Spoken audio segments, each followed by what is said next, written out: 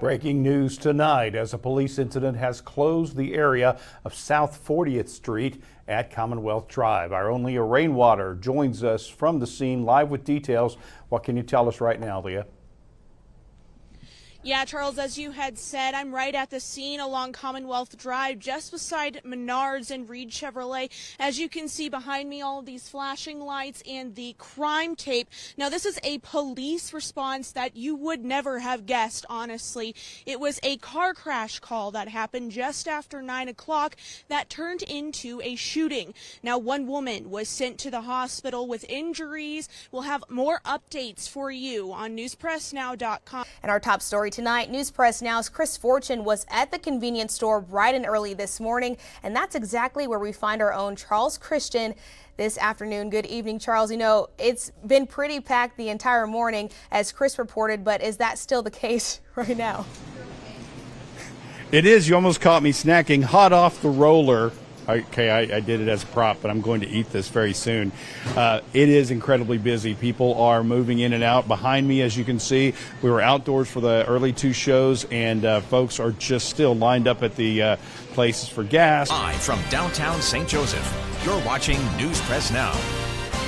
Good evening. Thanks for watching News Press Now. I'm Charles Christian. And I'm Kirsten Stokes. In developing news tonight, the St. Joseph Police Department and Fire Department responded to a building that collapsed on the corner of 10th and Patey Streets around 4:30 today. Now, while the cause of the collapse is unknown at this time, Battalion Chief Paris Jenkins says the top priority is getting the around 11 people temporary shelter through the Red Cross. A resident of the building shared with News Press Now how this will impact her, and we spoke with neighbors about what they experienced. You know, what does it feel like to not be able to be in your home tonight? Hey, it's cold. I'll be all right for the night, but I need help with whoever can, whatever. Yeah. And I'm quite sure a lot of us do, because this building is like, wow. I was in the apartment and it sounded like something fell on the roof, or like some sort of like explosion or shots. Yeah. And then it happened again, much louder, came out. I saw the windowsill from that edge of the porch, ran back over to my apartment, told my son and my brother-in-law to get out, get out, get out, get out. Now, Red Cross did make it to the scene, and they spoke with residents there. That's good, and officials are warning residents to avoid the structure until further notice. Good afternoon, St. Joseph. This is News Press Now's Leah Rainwater talking over the camera. I'm driving down on South 4th Street, and we're kind of just taking a look at the roads here. As you can see, there's a lot of slippage and some slush here on the roads. This road actually is better than a lot of the roads that News Press Now's Jaden Miller and I have seen all afternoon. So whenever you're out on the road, just make sure that you're staying careful. You're driving slow, you're using your turn signals, and you are stopping as much as possible. We'll give you more context clues about what's going on with the roads. However, Jared, can you tell us what's up with that weather?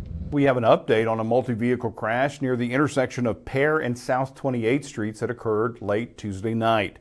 The St. Joseph Police Department says one driver, freshly discharged from the hospital after being seen for minor injuries, is now in custody after a three-vehicle collision involving one city patrol vehicle. SJPD says the driver's car was wrecked, fleeing from the police. Local police, EMS, and firefighters were on the scene when News Press Now arrived. Now, the crash occurred at about 10 p.m. last night, briefly blocking traffic. One vehicle ended up on its side and another in a resident's yard. Officers report 3 involved suffered minor injuries. News Press Now's Kyle Schmidt visited this morning with fans about their experiences as being part of Chiefs Kingdom. He joins us now live from Missouri Western. Kyle?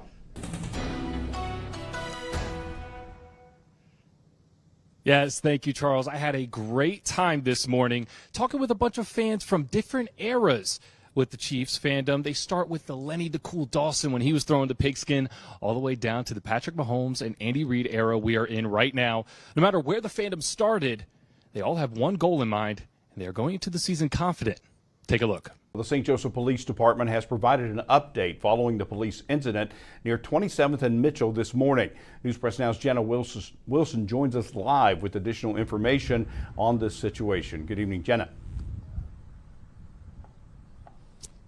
Yeah, certainly much more calmer scene compared to earlier this morning following a police pursuit here on 27th and Mitchell. And I actually just walked over across the street and spoke to some neighbors who said they watched the whole thing unravel on their camera. They witnessed the whole entire incident. And what we know so far, according to police, is that the incident started as an armed carjacking at 6th Street and Hall. Shortly after, police observed the stolen vehicle occupied by two subjects in the area of St. Joseph Avenue and Highland, which is how the pursuit began.